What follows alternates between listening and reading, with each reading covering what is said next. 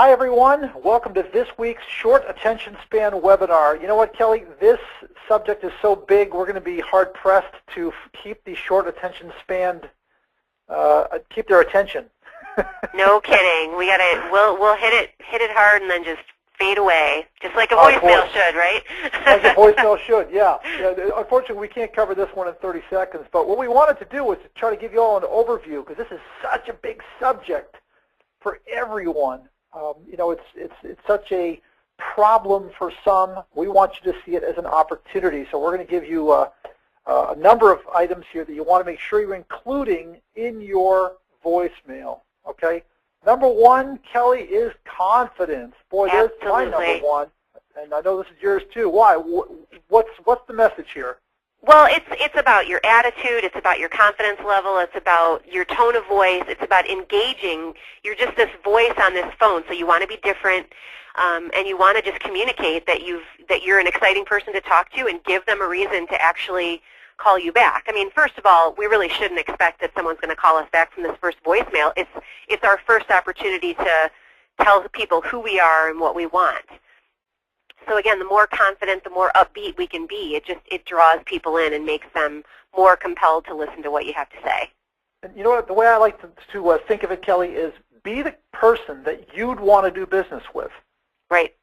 You know, be that person, be that intriguing person. It is one more way of getting that message across.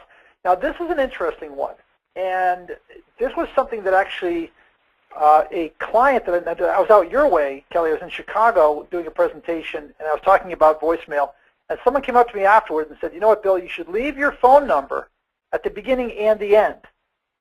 Do you know why? Have I talked to you about this one before? Well, it sort of ties into what you just said about be the kind of person you'd want to do business with. Is I think about when I retrieve voicemails and how helpful it is to have that number twice, so that I can, if I miss it the first time, I can pick it up again at the end and write it down and not have to go back and listen to that message again. But you know what? If you do, and this was the thinking that this gentleman shared with me, he said if your customer does have to listen to it again, don't make them listen to the entire message just to get the number. Right, exactly. Yeah, and I thought that's so simple.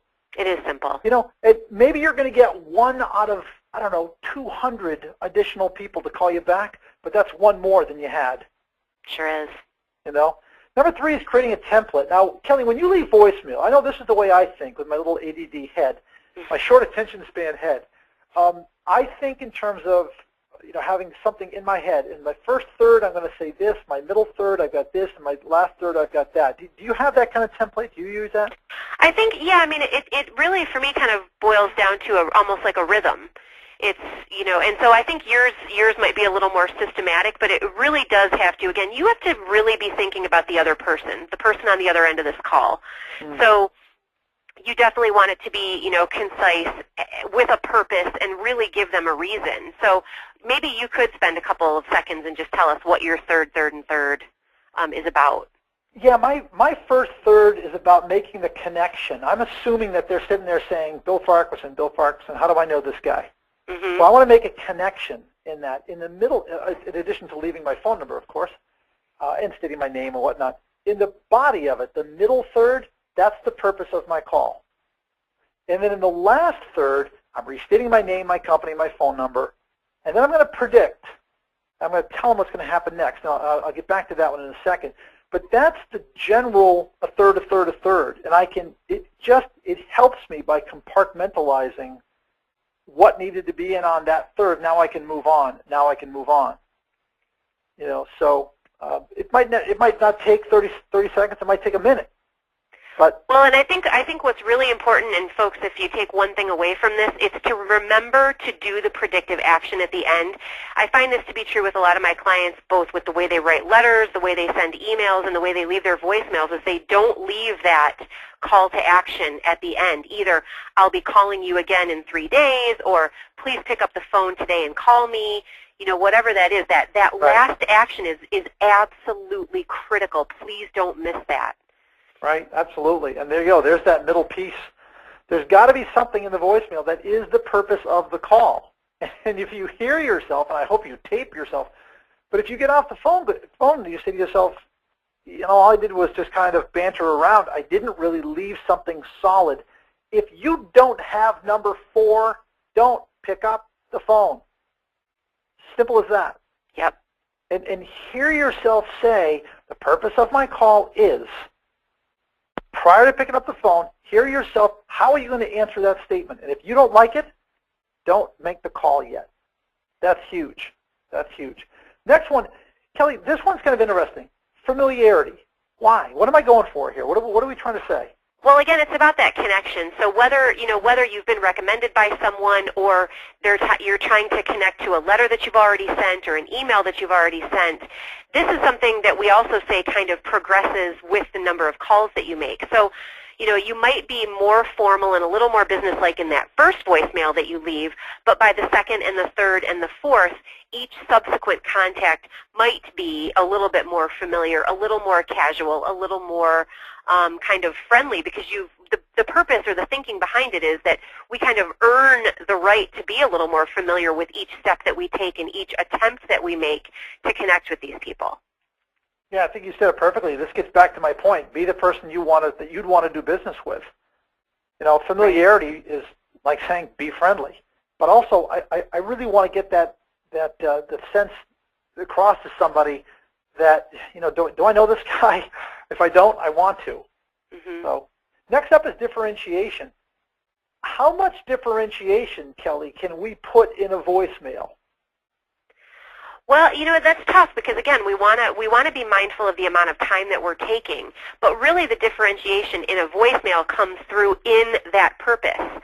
And so in that statement of, I'm calling because I did some research on your website and I've got some ideas to share with you about your new product launch.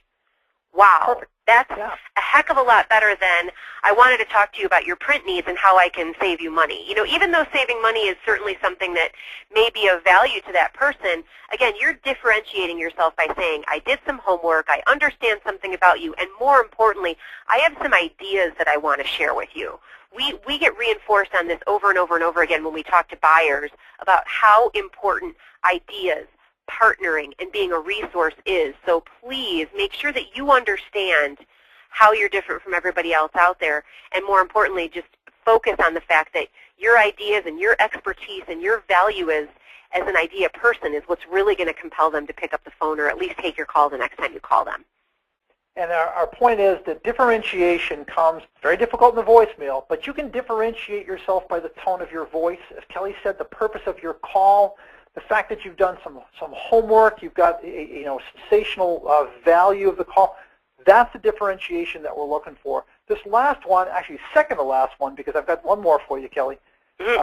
But this last one is exactly what Kelly said earlier. What's going to happen next? Make certain that you are putting in at the end of your voicemail, here's the next thing. I'm going to stop by. I'm going to call you again. I'm going to be in for the rest of the day. I will meet you at the networking event, whatever the deal is. Make sure you put that in there. The last thing I wanted to mention, Kelly, this was something that goes back a couple of years that I heard from a guy on LinkedIn, a buyer through LinkedIn, and he said, the voicemails that talk about saving you money get deleted. The voicemails that talk about helping me to save time get heard. Mm-hmm. I never forgot that, and I wanted to throw that one in here too. Time. That's what people prize the most.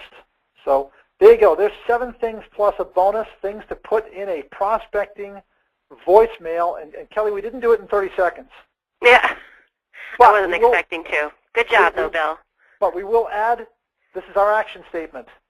We'll talk to you all next week. Thanks, everybody.